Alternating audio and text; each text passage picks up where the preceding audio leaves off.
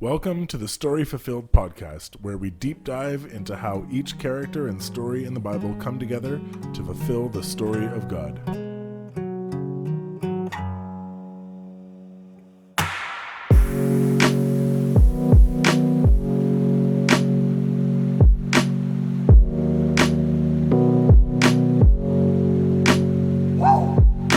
I'm Fletcher. I'm Abby. And I'm Jay. And today's story is about Jeshua, King Cyrus, and Zerubbabel. Nice. You just every time. Sorry, I will go on, but every time I hear Zerubbabel, for some reason I think of Barney Rubble. Barney Rubble. I don't know why. I don't know who that is, but okay. What? Wait, hold on. What? The Flintstones, Abby. Oh, I know the theme song. Flintstones. Meet the Flintstones. He's the friend from the Flintstones. He's short. Okay, yeah, I know who you're talking about now. How is it? We live in different worlds. Yeah, you're a little older than me. Wow. I know it, and I'm younger than her. Hey, I know yeah. the theme song. I'm sorry I brought it up. Okay, so we have a question. Because we're talking about Jeshua, King Cyrus, and Zerubbabel. Barney Rubble. And they are a part of the story of Ezra, and we're going to uncover a gift that was given to Ezra, sort of. Like there was sort of a gift that takes place, and it was unexpected. Sure. Okay. He's really trying to make a connection. I feel like Doesn't you're matter. We're going to ask the explaining question anyway. this. Okay. What is your favorite unexpected gift? Just go straight to Just it. go straight No to more it. explanation. What is Gave up. the favorite unexpected gift that you've ever had? Okay, I have one. I'll go first. So when I was, I don't know, like early high school, late elementary school, somewhere in there, my dad got me this necklace, and it was a blue jewel, and it was in the shape of a heart, and it was just totally unexpected. Like one day he's like, "Hey, I just want to give this to you because I love you," and I was like, "Oh, well, that's really nice." Like it was really nice. I still have it. And the blue heart symbolizes the Toronto Maple Leafs. I don't think so. No? I think it's because we Not both from have your dad. No. We both Not a have chance. blue eyes, so it's Okay. always kind of been like our color, which is great. Another one from my dad is one time I was teaching swimming lessons outside, and he brought me a bubble tea. And that was awesome because I wasn't expecting it, and it was a hot day. It was great. So thanks, Dad, for the unexpected gifts. Yeah, bubble tea ranking high on the list. There you love go. Well, bubble speaking tea. of drinks, the only thing that I could think of off the cuff, because we changed the question last minute. On our way here today, we went to stop for slushies because it's like 30 degrees, and Abby paid for my slushie. Unexpectedly. It was And then unexpected. He spilled What- it all over the What car. a great gift. It's because my card is broken, not that I don't have any money. Oh. Anyway, that's my answer. So mine's kind of like it wasn't directly given as a gift, but when I was 8 years old, It's okay. Neither was I Cyrus. yeah, that's right. Neither So is mine the is story. mine is more similar to the Cyrus situation. When I was 8 years old, I was playing hockey, and we were in a tournament in Toronto called the Timmy Tyke Tournament, which was like a fundraiser for Easter seals, and so there was fundraising going on with the tournament, and the championship game was played in Maple Leaf Gardens. So that was kind of like the thing that you were working towards, was playing in Maple Leaf Gardens, and so our team sucked. We lost every single game. We were horrid. Like we just were not a good hockey team. And but after our last game, somebody came into the dressing room and said, "Hey, the championship game is being played in Maple Leaf Gardens, but we're also offering a chance to play in Maple Leaf Gardens to the two teams that raised the most money for this fundraising. And your team raised the most money, and so you get to Nice. go play in Maple Leaf Gardens." So, Wow. so that was great. It was an unexpected gift. And then I got benched in that game, so that was not. So you didn't get to play on Maple Leaf Gardens? I started the game, Oh, okay. and then I made a mistake. And Oh. as all good coaches of 8-year-old boys You bench do, 'em. you bench them when they make a mistake in Absolutely. the biggest game of their life at that point in time. I'm Wow. not bitter, Yeah. No, it doesn't sound like it. not at all. Not at Anyway, all. as always, we encourage you to read the story for yourself to get kind of the whole picture of what's going on. And today's story takes place in the book of Ezra, specifically like the first 6 chapters, I think. True story. Yeah. So we're still. Last week we were still with David, and so now we're actually taking quite a jump forward. We are so David.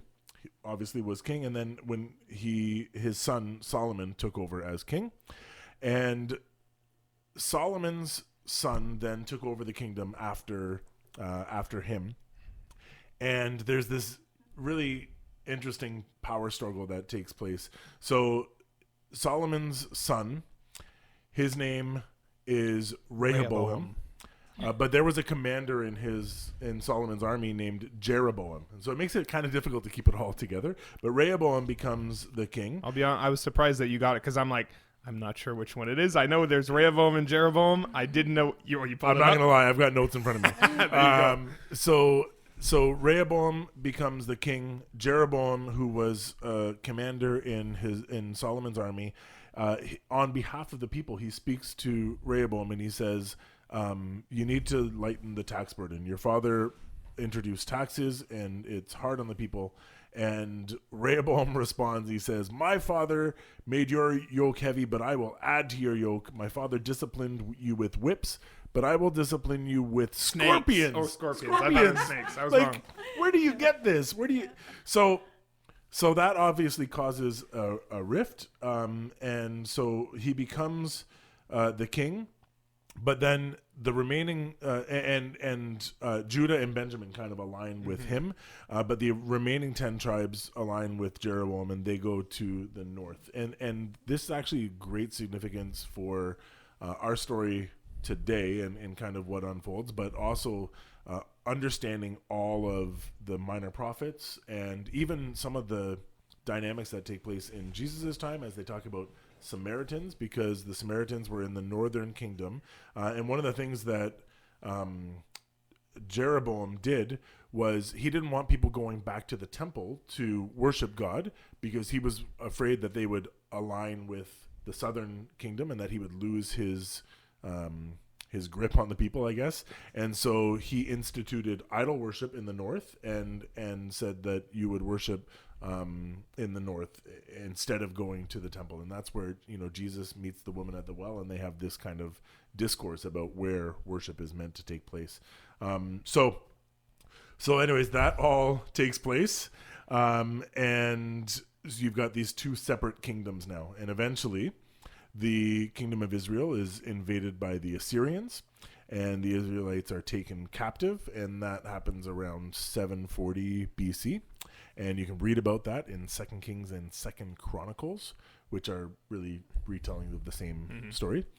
But then back in Judah, in the southern kingdom, around the year 626, Jeremiah hops on the scene, and he starts preaching, and he's preaching about the destruction of Jerusalem and God's judgment that's coming for Judah. And then and we also see Habakkuk having a talk with God about the Assyrians and how horrible that is, and God's like, oh, you just wait to see what's coming, right?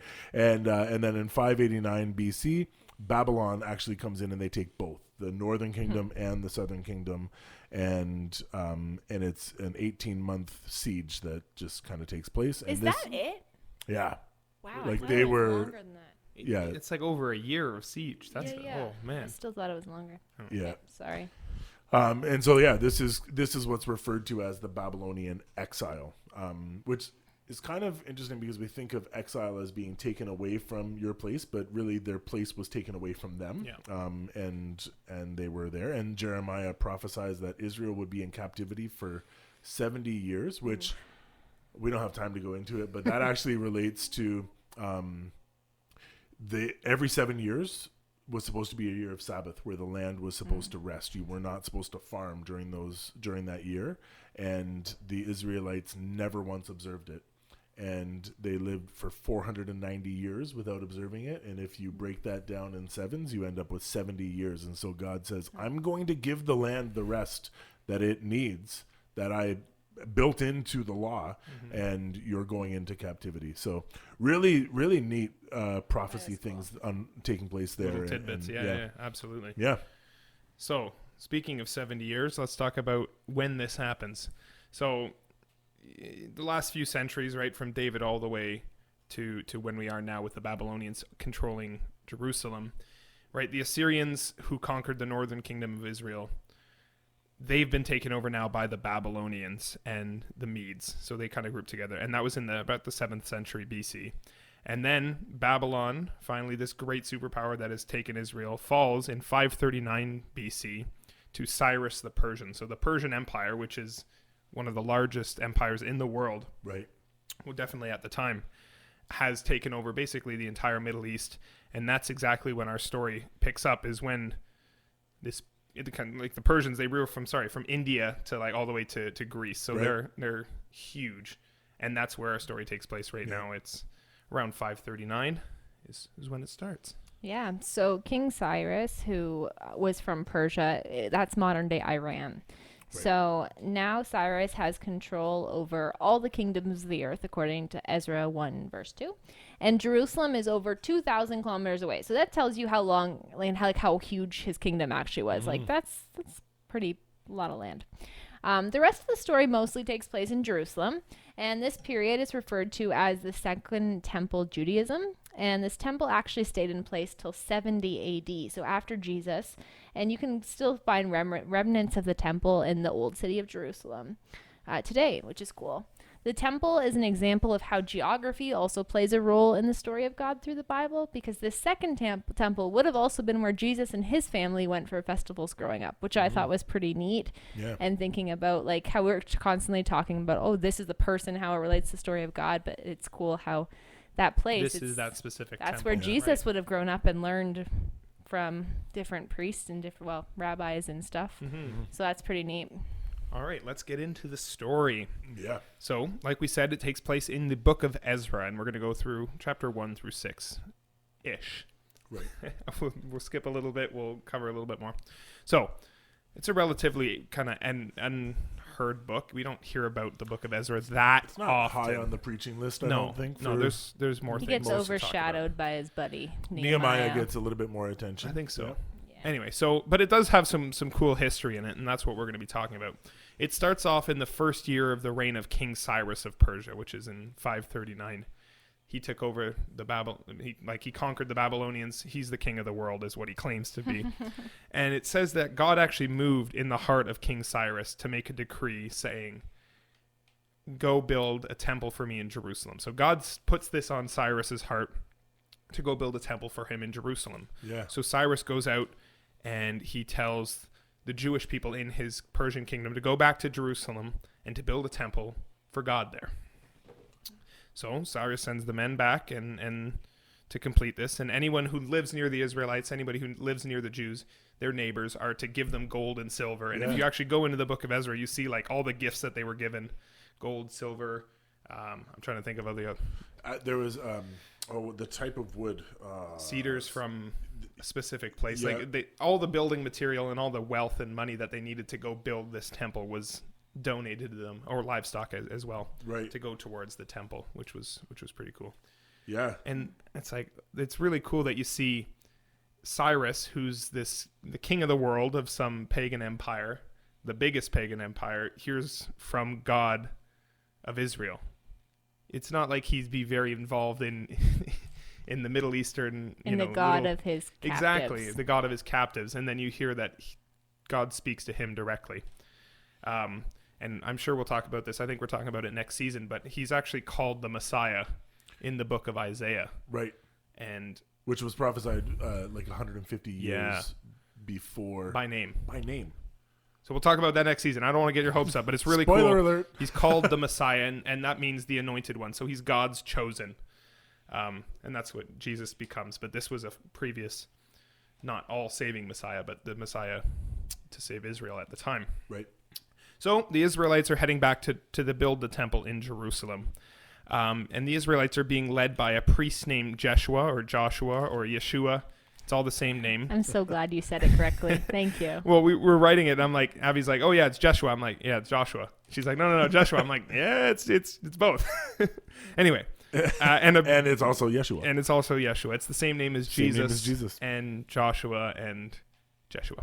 Yeah. And then the other guy who's in charge is a Jewish Persian governor over Judea. So he's the guy that Cyrus appointed over the area, and his name is Not Barney Rubble. Rubble. No, sorry. Zerubbabel. And those are the ones who actually rebuild the altar and the temple. So just to put a little bit of context of what's going on in Jerusalem, in Israel at the time, when Assyrians conquered nations and conquered peoples, they wouldn't just leave them be and say, okay, now we'll move on to the next conquering. They would actually like forcefully assimilate Assyrian people into the region and forcefully eject locals from the region. So when the Assyrians went in and took Israel, they took not all, but a large amount of Jewish people and scattered them across the Assyrian Empire. And then they brought Assyrians from all over the empire and placed them in Israel. So the people that have been living there for now about 70 years are Assyrian mixed with Jewish, and they're the ones that are living there. So they start building the temple, and some of the Assyrians who've been living in Judea asked Jeshua and Zerubbabel if they could build. They'd been living there, they'd been worshiping God. So why not help build the temple? Right. And the family leaders of Israel and Zerubbabel and Joshua, they all got together and they said, no, this is a task from our God, from Cyrus, for his own people to go build a temple. So they reject the Assyrians to help them. And this is when things get a little bit sneaky. Right. So the Assyrians are kind of PO'd, if I can say that. They're a little mad. You can't expand on that. Okay, So we'll stick with PO'd. They're a little upset. they're upset. Yes. So they write a letter, and it's in Ezra exactly what they've written to him. They say, look, these Israelites, this Jerusalem has a pretty big history of rebellion and revolt and violence against its previous captors. Yeah. So you shouldn't really be letting them do this. Now, you'd think, Cyrus, he's the one that put the decree, but no. He's dead. Right. The new guy is in. Artaxerxes is his name. And he's like, wait a minute. He looks into the history. He goes, no, these Jews in Jerusalem, they cause problems. Mm-hmm. We got to put an end to this. So they write a letter. Artaxerxes writes a letter back and says, you know what? Put it to the halt. So all the Assyrians forcefully stop the Israelites from building. Right. And that's, where things get a little hairy. So what are they going to do now? Stop? So they have to stop. They're being forced to. Right. Now, next part, another king. Here we go. These Assyrian kings. Yep. Persian kings. Persian kings. What am I talking about? So the next Persian king comes around, and his name is Darius. And if you read the book of Daniel, Darius the Mede is the one that comes and kills the Babylonians. Right. Very cool. I love that story. Anyway, Darius is now king in Persia, and he's not the one that is forced to stop. So the Israelites and Zerubbabel and Jeshua, they start sneaking their way. They're going to start building the temple again. And they don't do this they do this without permission. But eventually, Zerubbabel and Jeshua, they write another letter and they send it to Darius and they say, look, King Cyrus asked us to go build this temple for him. We were called to go do this. Can we continue working? And Darius goes, well, look at, it makes sense. Cyrus asked for it. Darius is like, sure, let's continue building. So eventually, Zerubbabel and Jeshua and the family of Israel successfully rebuild the temple, rebuild the altar, and are able to continue doing sacrifices and worshiping their God like they used to. Yeah. And that's how this story ends, and then we see how the book of Ezra continues. But those are the main guys who really built the temple. I know what you're thinking now. How are these guys helpers? Of course. That's what we're thinking as well when we picked it. So when you think of who they are, Zerubbabel and Jeshua, or Joshua for Abby. Or Yeshua. They're not really the main characters is what we're trying to think. You know, they weren't prophets, they weren't kings, and they, weren't glorified in what they were doing. They were called by a foreign king, not even just a foreign king, but a dominating foreign king, to go build their temple. And they got to work and they brought people with them and they got it done. Right. And you read in the book of Ezra, it's like they were inspired by their prophets. I want to say Zechariah, and it's either Malachi or Micah. You'll have to read it in Ezra. Right. But they're the ones that kind of got down and did the work as opposed to being glorified in it, right? Yeah. And what's interesting is that, they're being obedient to the call of God, which is coming through a different source. Right? Mm-hmm. It's coming from the king of Persia. But what we see, I think, in that is that when we're given the freedom and the opportunity to worship, we do it. right? And so like the temple was at the center of their worship lives, or was, in the history of the Israelites, the Jews at this time, I guess, that they would, that the temple would be the central point of worship, their worship of life. religion. Yeah. And so they're being given the opportunity to worship. And the worship in this instance is in actually building the temple so that they could worship in the temple. And so when we're given an opportunity to worship, we step into it. Yeah. And even if it's not what it normally would look like. Even if it's not what it would normally look like. So given an opportunity, and what is worship then? Glorifying God. Right? Mm-hmm. So when we're given an opportunity in our lives to give glory to God, we do it. And it has lasting effects. We don't have to think of it in terms of like being put on a stage or being given a microphone or a platform, or doing a dance, or anything that is considered an elevated role of worship. Because that's especially, or I'll let you continue, but that's especially what you see in the book of Ezra. Is Ezra was this leader, this speaker who was calling the people out to do something in a respected position. Let's say he was calling the people out as a teacher, as a leader, he was a scholar, right? Well, and in Nehemiah, we see that he reads the law for 6 hours at a time, 6 hour sermons at a time.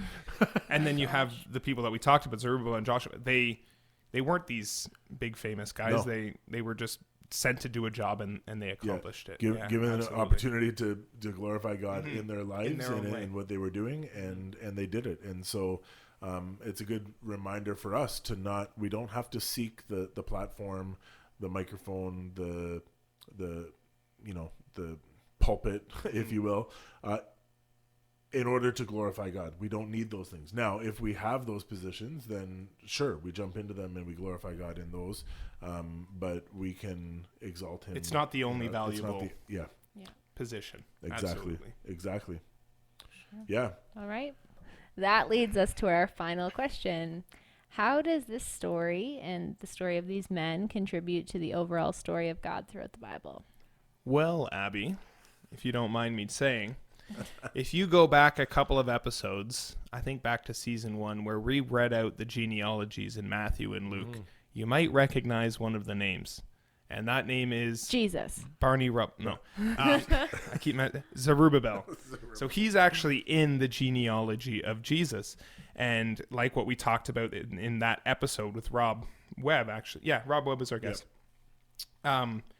What the genealogy of Jesus meant and why there was 2 different ones. Right. And the idea of the curse that we saw in the book of Jeremiah.